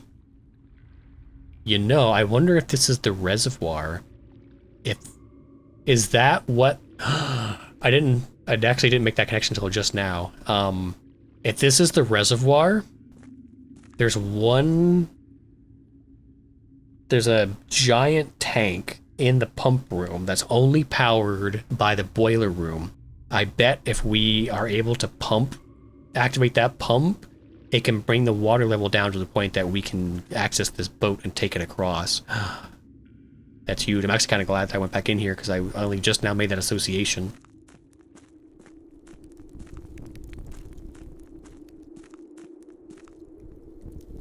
So down here in the abandoned mine, we have a room with a sigil on it, which is convenient because we just unlocked the ability to kind of decipher the sigil. So we know based on the central shape, let me pull up my pictures here. So the central shape here is for Arinda or Arindia. And then we don't know what 3 lines on the ray means because that page has been ripped out. We know 2 lines means fog. We don't know what 3 lines means. And then 3, let's see if 3 happen to be mentioned here. We have 8 rays as ships, carriages we don't know, 4 rays is trails and horses, and then track-based travel for locomotion. Yeah, those pages are missing, and none of the remaining hints really point us at what their form of transportation was. And then the moats is metropolitan, I believe. Yes, large city-state with a dense urban and populous center. So we can't tell what the border color represented is because there's nothing here. Like, there's no markings or anything. And none of the described border colors were blank. I can say that I believe Arindia is associated with blue, and blue is not one of the colors mentioned on that page.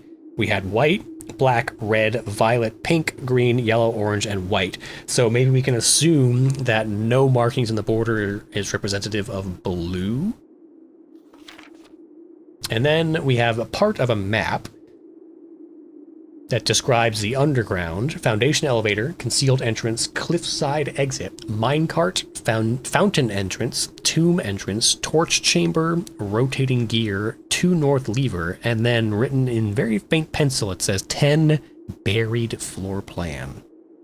So we can see 5 is the fountain entrance. So that's where we are now, I suppose. There's a staircase. Here's the minecart track. I don't know what this segment is. And then at the top, we just have Gel Point's Dreams. Angel, maybe? Angel Points? So there's some kind of candle puzzle. There's got to be something in the game that lets you light torches and candles and things. So we have 2 torches in the dark cave under the rotunda. We've got candles in here.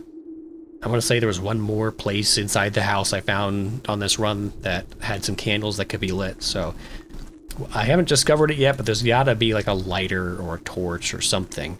So we have a door here that won't open. This can be pushed. So its original location is here. So when you walk through here for the first time, this is blocking the path forward, and you can get into this section here.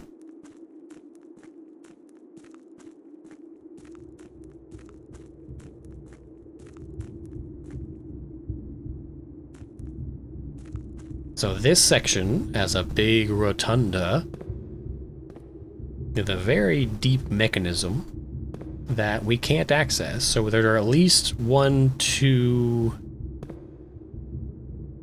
3 more ways to get into this area, but we can't control this from here. I assume that pedestal, and those 2 pedestals can control this. So we're gonna have to find another way to get into this room. So I believe what needs to happen is we need to rotate this in such a way that these 2 extended prongs connect one of these areas to this, so that we can come in from somewhere else, pass through this area, come back this way, and we're going to pull this backwards. So when we come through there from the other direction, we'll be able to get past that minecart because we're going to leave it in this pulled back position. So then we'll be able to pass through there and get somewhere else. But that's all there is to this section of the basement. So kind of not disappointing because there's some information down here. We have another sigil. We have parts of a map. We've completed parts of another puzzle by pulling that minecart back.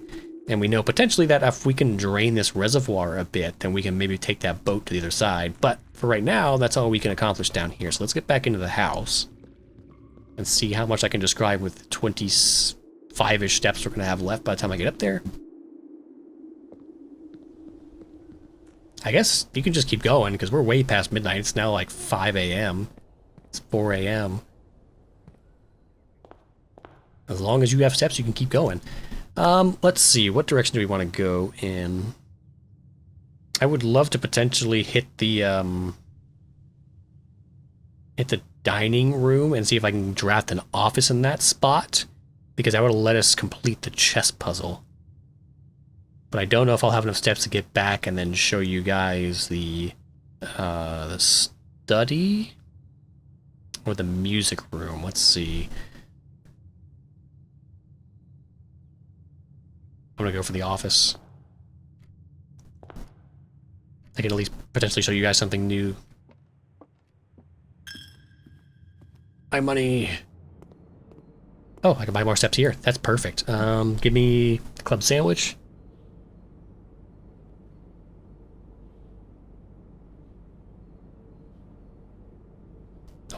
maybe I can do both then. Office? Damn. I guess we can redraw. The pump room. Control water flow. Well, so we have to have the laboratory to combine with the pump room, so that actually would not help us in this particular situation. Nope.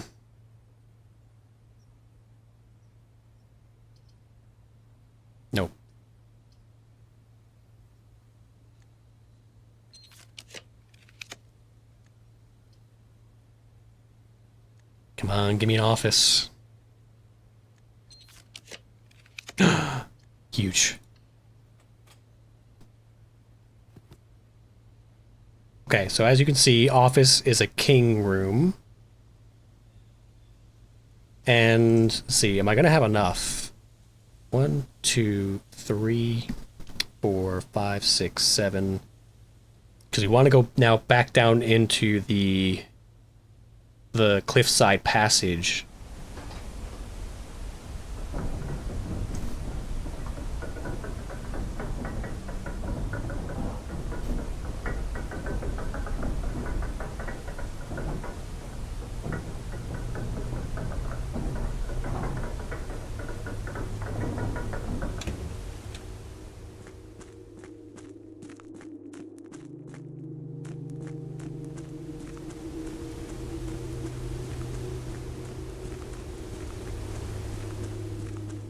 Okay, so the office we drafted in rank 1, 2, 3, 4, 5, 6, column 2. 1, oh, right here, 6. Boop. We were right. Choose your piece to receive a new permanent power.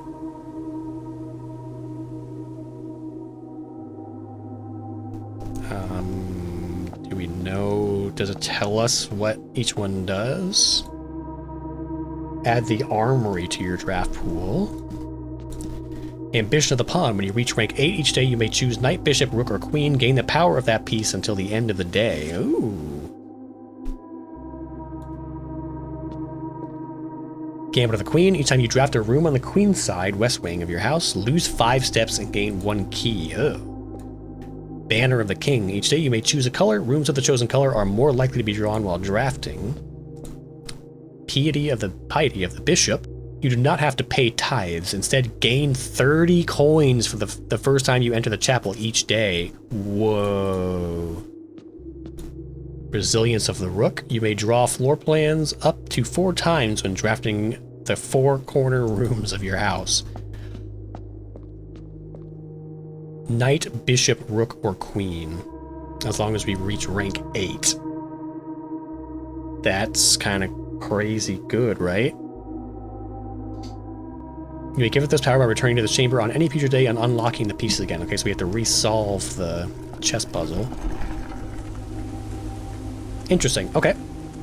So, unfortunately, I don't think we can utilize that today. Because even though we've reached rank 8, we have no more doors available to draft anything. So technically this run is over, but if I have enough steps, let me see.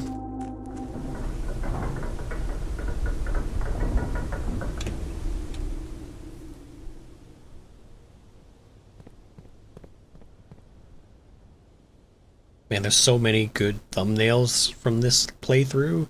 But I don't want to use any of them because all of them are potential spoilers, and to have this game spoiled by a thumbnail while passing through on YouTube would be really annoying and not very classy. So we want to go, we've got what, 20 steps. 1, 2, 3, 4, 5, 6, 7, 8. Okay, we have more than enough. So let's show you guys. So this room, there's actually each one of these classrooms has a different puzzle in it. The first room was a color puzzle. This room is a math puzzle that shows us basically the order of operations for each color that we already know from the dartboard puzzle.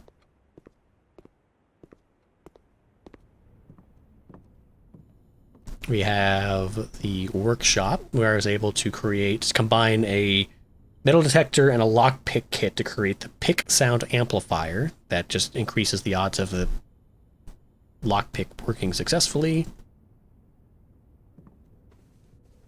So we're going to wrap around to the study. So the study, aside from being the first queen room, we saw in the drafting room a kind of cardboard cutout of this room. It showed us the safe here. So the safe does in fact exist, but there is no clues here as to what the combination for the safe might be, unless I overlooked something. But there is a note here that showed us what to do, or that basically confirming our thinking about what the meaning or what to do with the pictures in each room. So you're basically taking the two pictures, deducing a word description of each one, and then subtracting them from each other to arrive at a single letter. So for this room, it's tier and tiger. And if you subtract the letters in tier from the letters of tiger, you're left with a G, which is the extraneous letter from tiger. So this room would be a G room. And this chalkboard tells us that each room has a letter that I guess will spell a message if we decipher what the letter for each room is. So I've started noting those down. I don't have nearly enough of them to spell out the letter. And if I had more steps, I guess probably should have gone through while I was backtracking and showing you guys stuff and wrote down some more, but that would have been kind of a spoiler before hitting this room. But we'll read this note. I don't know if it's possible with so little time left, but I need to remember to ask Anne if we can commission new artwork for all the rooms of the house. We need them produced in sets of 2, a pair for each room. Honestly, I have no idea what I'm thinking. I might be delusional to think that this can be pulled off by Thursday. So I'm assuming that the preset pairings that produce a single letter will always be the same for each room. So either we'll always see these two pictures in this particular spot in the house, or we will always see a pair of pictures that always produces the same letter in this spot, unless there are multiple messages. But I don't know yet. So I've started documenting those, and then what else? Is there anything else new? Oh, the music room. Let's see if we can get over there with what we have left. We have to go north through the foundation. You have reached rank 8. You may now promote and receive a power that will last until the end of the day. Well, it's kind of useless to us. Arm read your draft pool. Gain 30 we enter the chapel. Draw floor plans. Yeah. I don't know. A night. Doesn't matter. There's not going to be any more drafting anyway. So, in the music room, we have some more sheet music. So if we go through this and we take the bold letters, we have first on page 1, words on page 2, on page 3, the on page 4. Now we do have pages 5 and 8 from other rooms we've been into. So let me scroll back through my pictures that I have here. So on page 5 from the greenhouse, the bolded letter is sheets. And then page 8 in the workshop is message. So we don't know what 6 and 7 say, but I think we have enough from 1 through 5 to say the first words on the sheets. So I think that's a hint to actually reading the actual first words on each of these pages. So if we go and look at that, the first words on these pages say find among the white, and then on page 5 we have trees. So find among the white trees, and then on page 8 we have the word stones. So something about white trees and stones. So not enough to deduce what that means. And we have a note here that says denoted in verse and a picture of a treble clef. I don't know if these 2 extra little thingies poking out here are indicative of anything. Yeah, and then we have the wine cellar, which has I guess it can't hurt to go down there because we're kind of at the end of our steps anyway. So there's nothing particularly interesting down here except for a combined crest of the Epson family and the Sinclair families, and then presumably a year in which the merger happened, which I guess would be the year that Simon Sinclair was married to Lady Epson.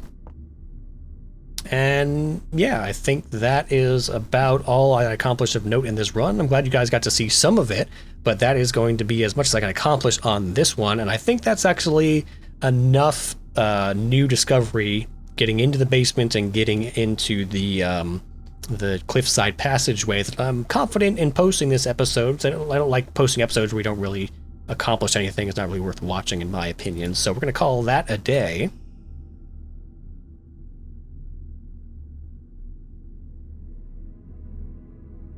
Architect's Manor. 6 drafting rooms. Ooh, 140 steps. 7 new rooms.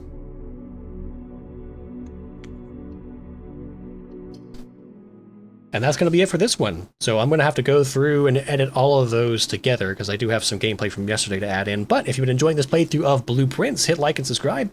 If you want to play Blueprints for yourself, head on over to Steam and pick it up. And if you got any tips, hints, tricks, things I should check out, let me know in the comments below. But whatever you do, I will see you right here again on the next one. So until then, bye-bye.